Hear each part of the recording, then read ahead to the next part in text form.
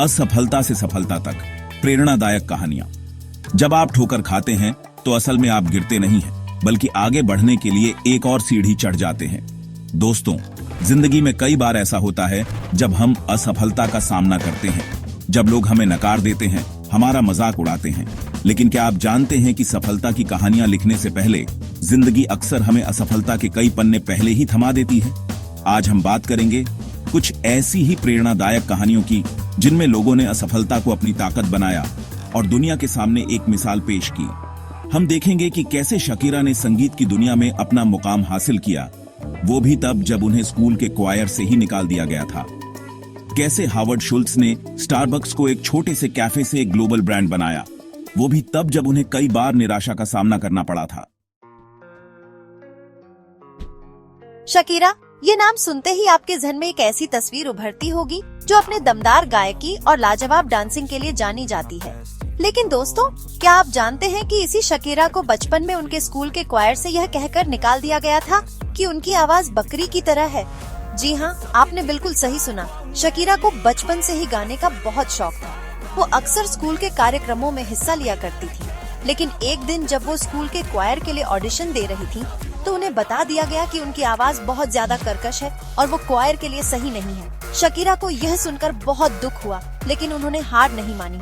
उन्होंने अपने अंदर के जुनून को और भी ज्यादा जगाया और अपनी गायकी को निखारने में जुट गयी। वो अलग अलग सिंगिंग कॉम्पिटिशन्स में हिस्सा लेने लगी और धीरे धीरे लोगों का ध्यान अपनी तरफ खींचने लगी। लेकिन उनकी राह इतनी भी आसान नहीं थी।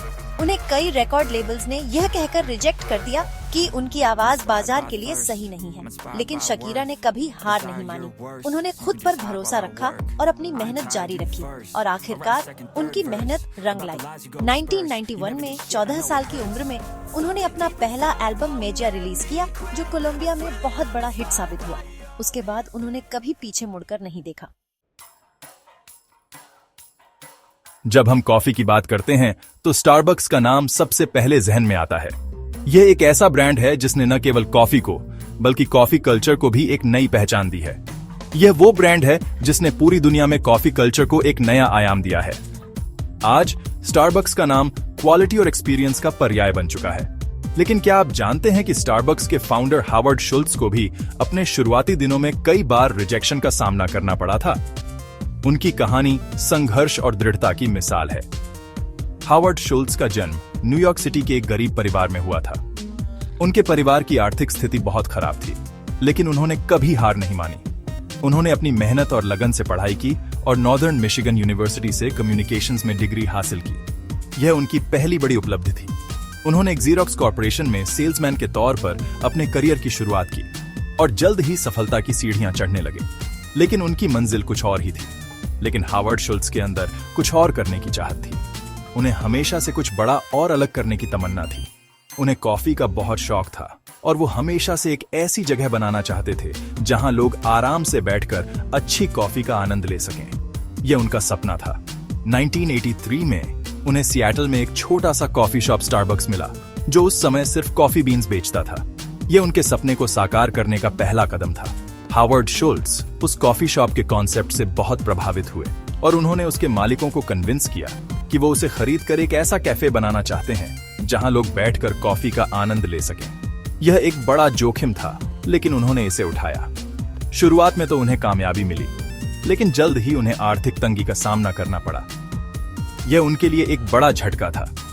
उन्होंने इन्वेस्टर्स से पैसे जुटाने की कोशिश की, लेकिन उन्हें 242 बार रिजेक्शन का सामना करना पड़ा। यह किसी के लिए भी हतोत्साहित करने वाला हो सकता था। जी हां, आपने बिल्कुल सही सुना, 242 बार। इतनी बार रिजेक्शन के बाद भी उन्होंने हार नहीं मानी। लेकिन हावर्ड शुल्ट्ज ने हार नहीं मानी।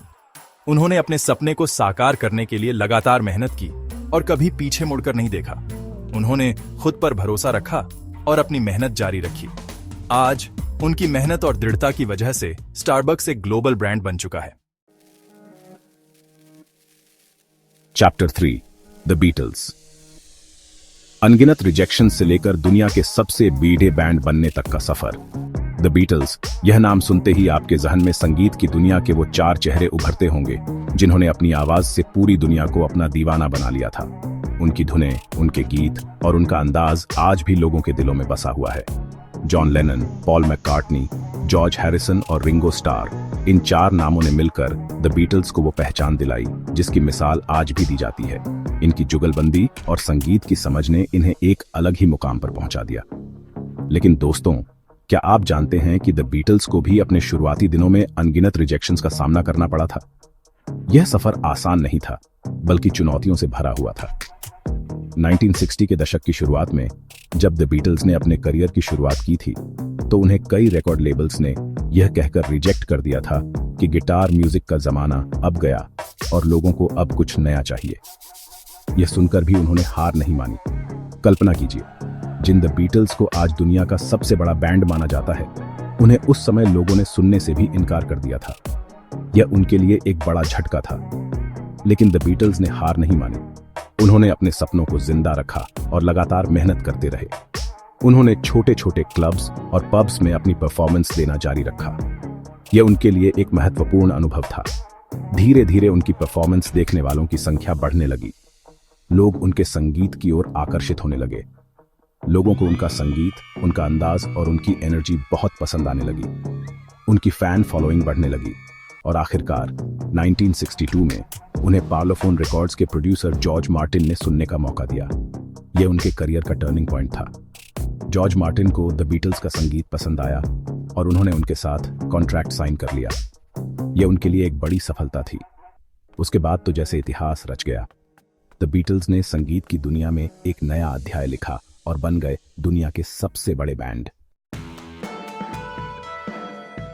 Chapter 4, Lionel Messi. कद की वजह से रिजेक्शंस का सामना करने से लेकर दुनिया के सबसे महान फुटबॉलर बनने तक का सफर। लायनल मेसी, यह नाम सुनते ही आपके जहन में एक ऐसे फुटबॉलर की तस्वीर उभरती होगी जो अपनी फुर्ती, गेंद पर नियंत्रण और गोल करने की अद्भुत क्षमता के लिए जाना जाता है। लेकिन दोस्तों, क्या आप जानते हैं कि लायनल मेसी को भी अपने बचपन में कद की वजह से कई रिजेक्शंस का सामना करना पड़ा था। लायनल मेसी का जन्म अर्जेंटीना में हुआ था। उन्हें बचपन से ही फुटबॉल खेलने का बहुत शौक था, लेकिन 11 साल की उम्र में उन्हें पता चला कि उन्हें ग्रोथ हार्मोन डेफिशिएंसी है, जिसकी वजह से उनका कद सामान्य बच्चों की तुलना में बहुत छोटा रह जाएगा। उनके परिवार के पास उनके इलाज के लिए पैसे नहीं थे। लायनल मेसी ने कई फुटबॉल क्लब्स में ट्रायल दिया, लेकिन उन्हें कद की वजह से रिजेक्ट कर दिया गया। लोगों ने कहा कि वो इतने छोटे कद के साथ कभी अच्छा फुटबॉलर नहीं बन पाएंगे। लेकिन लायनल मेसी ने हार नहीं मानी। उन्होंने अपनी मेहनत जारी रखी। आखिरकार उन्हें एफसी बार्सिलोना ने अपने यूथ एकेडमी में शामिल होने का मौका दिया। एफसी बार्सिलोना ने उनके इलाज का खर्चा भी उठाया।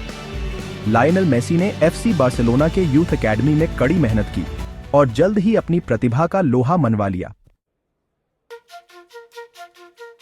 Chapter 5, Abraham Lincoln. असफलताओं के पहाड़ी से निकलकर अमेरिका के सबसे महान राष्ट्रपति बनने तक का सफर।